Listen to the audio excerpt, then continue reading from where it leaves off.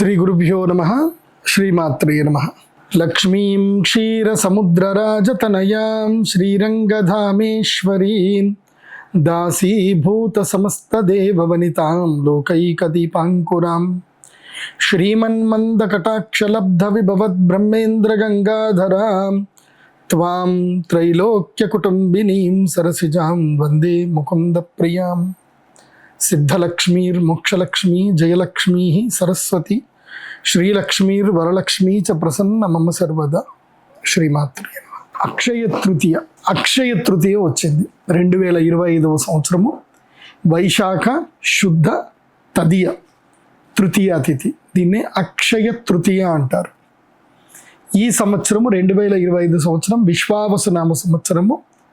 వైశాఖ శుద్ధ తృతీయ అక్షయ తృతీయ ఏ రోజు వచ్చింది అని అంటే 30వ తారీఖు ఏప్రిల్ 2025 తారీఖు బుధవారము, శ్రీ విష్ణువారం అంటారు. అదేవిధంగా రోహిణీ నక్షత్రము శోభన యోగంతో కలిసి రావడం జరిగింది.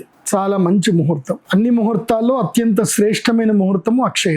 ఈ అక్షయ తృతీయ రోజు ఏ శుభకార్యం చేసినా, ఏ యజ్ఞము చేసినా, ఏ హవిస్సు చేసినా, ఏది చేసినా అది అక్షయ ఫలితాన్ని ఇవ్వడం జరుగుతుంది. అంటే అక్షయమైనటువంటి పుణ్య ఫలితాన్ని ఇవ్వడం జరుగుతుంది. అందుకే ప్రతి సంవత్సరము అక్షయ తృతీయ రోజున చక్కగా వర్షాలు పడాలి, అందరికీ బాగుండాలి, లోక కళ్యాణం జరగాలని చెప్పి ప్రతి సంవత్సరము అమ్మవారికి సహస్ర కుంభాభిషేకం చేసి 1000 మంది గృహస్థులకు ఇండ్లకు అమ్మవారి యొక్క పూర్ణ కలుషాలు పంపించడం జరుగుతుంది. కాబట్టి అక్షయ తృతీయ రోజున మనము అమ్మవారికి సహస్ర కుంభాభిషేకం చేసి అమ్మవారికి అభిషేకం చేసిన ప్రతి కలుషము ప్రతి వాళ్ళ ఇంటికి వెళ్ళాలి.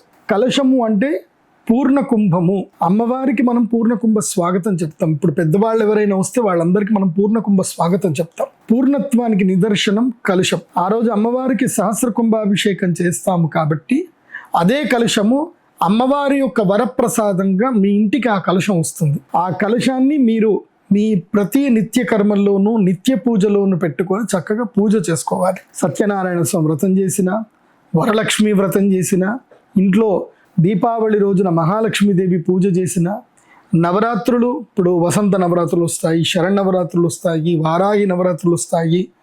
సో ఏ నవరాత్రులు వచ్చినా, మాఘమాసంలో వచ్చే నవరాత్రులు వస్తాయి, ఏ నవరాత్రులు వచ్చినా సరే అమ్మవారి యొక్క కలుష స్థాపన చేసి పూజ చేసుకోవాలి. ప్రతి ఒక్కరి ఇంట్లో ఉండవలసింది కలుషం. ప్రతి ఒక్కరి ఇంట్లో ఎప్పుడూ ఒక కలుషం ఇంట్లో తప్పకుండా ఉండాలి. ఎందుకోసం అంటే మనకున్నటువంటి సంవత్సరం లోపల మనకి ఎన్నో పండుగలు వస్తాయి. ఒక్కొక్కళ్ళ సంప్రదాయ ప్రకారము ఎవరైనా ఒక్కొళ్ళు సంవత్సరానికి ఒకసారి తప్పకుండా సత్యనారాయణ స్వామి వ్రతం చేస్తారు. అప్పుడు మధ్యలో కలశం ఉండవలసిందే. మీరు సత్యనారాయణ స్వామి చిత్రపటం చూసినా అక్కడ ముందు కలశం కనిపిస్తుంది. కలశము లేని పూజ నిరర్థకం, వ్యర్థం. కాబట్టి ప్రతి ఒక్కరి ఇంట్లో పూర్ణ కుంభం ఉండాలి, కలశం ఉండాలి. కాబట్టి ప్రతి ఒక్కరి ఇంట్లో ఉండవలసింది ఏంటంటే పూర్ణ కుంభము, కలశం. కలుషము సంకల్పానికి సూచన. మన మనస్సులో ఏదైనా సంకల్పం ఉంది, ఆ సంకల్పం నెరవేరాలి అంటే కలుష స్థాపన చెయ్యాలి. అయితే ప్రతి ఒక్కరి ఇంట్లో కలుషం ఉండాలి. ఆ కలుషము అమ్మవారి యొక్క వరప్రసాదంగా మాత్రమే రావాలి.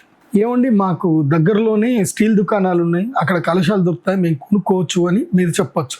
తప్పకుండా కొనుక్కోండి. కాకపోతే అది ప్రసాదం కాదు, మీరు ఖరీదు చేసింది అవుతుంది. ప్రసాదము అంటే ఏమిటంటే అమ్మవారి యొక్క అనుగ్రహం ద్వారా అమ్మవారికి అభిషేకం చేసింది, అమ్మవారి పూజలో వాడినది, అమ్మవారి దేవాలయానికి మీ యొక్క కానుకలు వెళ్ళి దేవాలయ అభివృద్ధికి ఉపయోగపడి మీ ద్వారా మీరు ఇచ్చిన కానుకలతో 10 మందికి అన్నదానం జరిగి, అమ్మవారి యొక్క యాగం జరిగి, అమ్మవారికి సంబంధించిన ఉత్సవాలు జరుగుతూ ఉంటే మీరు మీ యొక్క కర్మ ఫలితాన్ని ఏదైతే ధన రూపంలో మీరు అమ్మవారి దేవాలయానికి వెచ్చించారో అటు కర్మ ఫలితము మీరు దేవాలయానికి వెచ్చిస్తారు, ఇటు అమ్మ అనుగ్రహం మీకు కలుష రూపంలో, అమ్మ అనుగ్రహం మీకు ప్రసాద రూపంలో వస్తుంది. కాబట్టి ఈ సంవత్సరము అక్షయ తృతీయకి అందరికీ కూడా 1000 కలశాలు, 1008 కలశాలు అందరికీ డిస్ట్రిబ్యూట్ చేయాలని నిర్ణయించాము.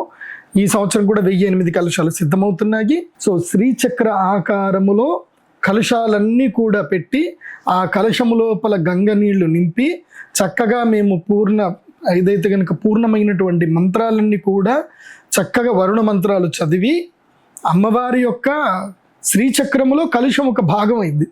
ఇప్పుడు మన శరీరంలో ప్రతి ఒక్క అవయవం కూడా ఒక భాగమే. అట్లాగే శ్రీచక్రములో ప్రతి ఒక్క కలుషం కూడా భాగాన్ని వహించింది. అంటే శ్రీచక్రము యొక్క శక్తి ఆ యొక్క కలుషము లోపలికి నిక్షిప్తమయ్యింది. ఆ కలుషము శ్రీచక్రంలో ఆవహింపబడింది.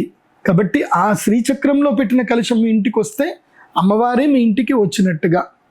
ఆ కలశంలో మంచినీళ్ళు నింపాలి. ఎందుకోసమంటే వరుణము జలశక్తి, ఆ వరుణము నింపినటువంటి ఆ యొక్క ధాతువు అమ్మవారి యొక్క స్వరూపంలో మీ దగ్గరికి వస్తుంది కలశం. కాబట్టి మేము మామూలుగా కుంభాభిషేకం అంటే అలా ఇలా కాదు, మనది చాలా అద్భుతంగా శ్రీచక్ర ఆకారములో కలశాలన్నింటిని కూడా ప్రతిష్టాపన చేసి అమ్మవారికి అభిషేకం చేసి అది మీకు పంపిస్తాం. అండ్ ప్రతి కలశం పైన కూడా అమ్మవారి యొక్క పేర్లు ఉంటాయి. మీ కలశానికి మీకు అమ్మవారి పేరు ఏం వచ్చింది అని మీరు చూసుకోవాలి. అంటే అమ్మ మీ ఇంటికి ఆ నామముతో వచ్చింది అని అర్థం. లలితా సహస్రనామంలో ఉన్న 1000 నామాలకు 1000 కలశాలు ఇక్కడ సిద్ధమవుతాయి. ప్రతి ఒక్క కలశముతో అమ్మవారికి అభిషేకం చేసేటప్పుడు లలితా సహస్రనామంలోని ఒక్కొక్క నామము చెబుతూనే అభిషేకం చేయడం జరుగుతుంది. కాబట్టి ఈ సంవత్సరము తప్పకుండా ప్రతి ఒక్కరు కూడా మీ ఇంటికి అమ్మవారి యొక్క కలశాన్ని తెప్పించుకోండి. ఇంట్లో కలశ స్థాపన చేసి పూజ చేయండి.